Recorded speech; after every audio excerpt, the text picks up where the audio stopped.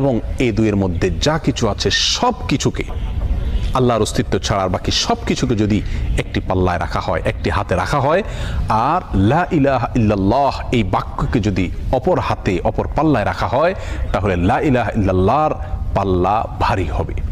এত ওয়েটফুল এই আমল, এত ওজনী এই আমল, এই জিকির।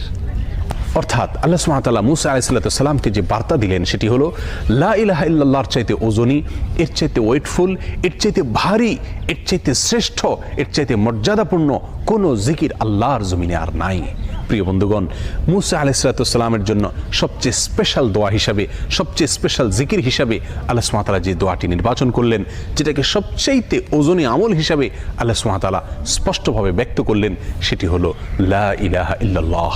অথচ এই লা ইলাহা ইল্লাল্লাহ এটাকে আমরা খুব সাধারণ একটি জিকির মনে করি, খুব সাধারণ একটি দোয়া মনে করি, আমরা বিশেষ আমল খুঁজে বেড়াই। অথচ